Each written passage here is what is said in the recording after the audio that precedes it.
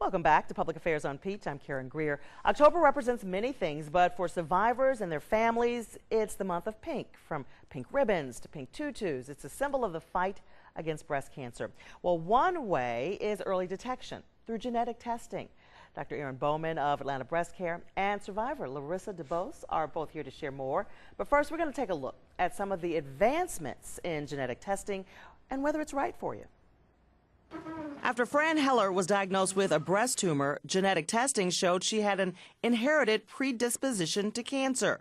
Subsequent tests showed others in her family also had the same gene mutation. My sister, she made the decision sort of right away to have a prophylactic bilateral mastectomy and also to have her ovaries removed. Medical advisor Dr. David Sears says if one or more close family members has a disease with a genetic link, testing for the gene may make sense. In some diseases, genetic testing gives us the ability to detect problems early. It also helps us to potentially decrease the severity of the illness and may even help decrease the risk of developing the illness in the first place. For instance, with breast and colon cancer or some types of heart disease, there are good strategies for early detection and preventative measures, like following a diet and exercise plan to lower your risk. But the same isn't true for Alzheimer's disease. We really don't recommend that people get genetic testing for Alzheimer's disease. There's no way to prevent it, even if you know that you have the gene. But also, not everyone who has the gene will develop the disease, and so you may just be causing yourself unnecessary worry and costs. And so we're back, joined by Larissa, our survivor, and our Dr. Bowman. When do you know, Dr. Bowman, if genetic testing is actually right for you? So that's a great question, because a lot of women think that they should have genetic testing regardless. And actually, less than 10% of breast cancers are actually related to genes. And more than 85% of women who actually have breast cancer, they don't have a family history. So when we talk about genetic testing, there's very strict criteria that we follow to recommend who has genetic testing. And Larissa is one of those who fit into that strict criteria. Larissa, tell us, family history of breast cancer? I do. I lost my mother to breast cancer in 2010. She battled for 9 years, and she had a very aggressive form of breast cancer. And when it came back the third time, that was the last time. And so I knew then that my risk was elevated. And, I talked with Dr. Bowman, and I talked with my OBGYN actually, and we talked about the genetic testing. I was like, I just don't think it's for me. Like, what am I going to do with that information once I found out, if I had anything? And then I had my daughter, and that's when everything changed. My husband and I, we talked about it. And even when I went to get tested, it was more so just, sure, why not, just to ensure that she would be safe. And I was actually dumbfounded when I found out that I had a gene mutation. I have what they call PALB2, and it's a newer gene mutation that they've made the correlation to elevated breast cancer risk. And so with my family history, that put my lifetime risk up to 58%. Wow. So you decided to do something very drastic, as we saw in the story just before you. What did you decide to do? I did a prophylactic double mastectomy with reconstruction.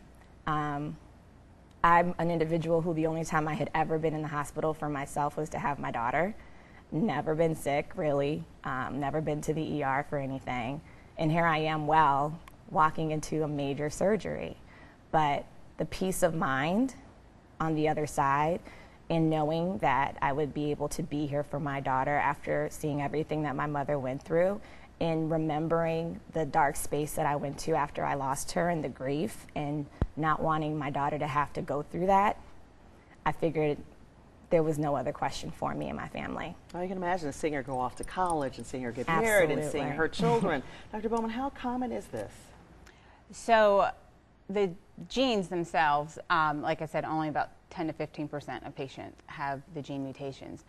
Most commonly, everyone hears about the BRCA1 and 2 genes, but now there are many more genes. Like, she is not BRCA1 or 2 gene positive, but PALB2.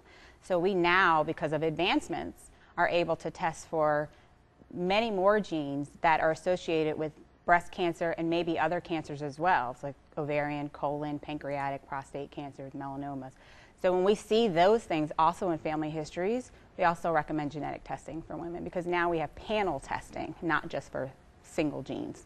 And when you see family history, so among family history, what are some of the other good things that would make you decide on genetic testing for a patient?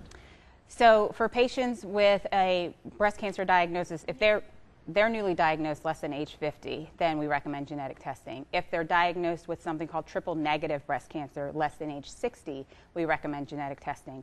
Anybody who has a family history of a male with breast cancer, we recommend genetic testing. And then other cancers like ovarian cancer, colon, pancreatic, prostate, melanoma, uterine, all of those cancers in families we recommend. If a patient who doesn't have cancer may have a family member who has a gene mutation, then we would recommend testing for that gene mutation. If they have family histories of those cancers, then we would recommend genetic testing. If a patient who has breast cancer or what's called two primaries or two breast cancers at the same time, we would recommend genetic testing. So there's specific criteria that we look at when we're determining who meets the criteria to get genetic testing. So it's not just you come in, you can get genetic testing for everyone. Do you also look at insurance? Because I know that can be very expensive. So it can be very expensive. A lot of the protocols we follow are based off of the National Comprehensive Cancer Network. And so insurance also follows those. So when we're talking about that criteria, we're talking about that criteria for who we think would be highest risk for genetic testing, but also for insurance coverage. All right, Dr. Bowman, thank you so much. Larissa, so glad you are doing great. Thank you. And so happy for your daughter. Thank you. All right, we're going to take a quick break. Eating healthy and exercising is important to everyone, but studies show it's even more important in breast cancer prevention and survival. When Public Affairs on Peachtree continues, a look at the superfoods you should be incorporating into your diet.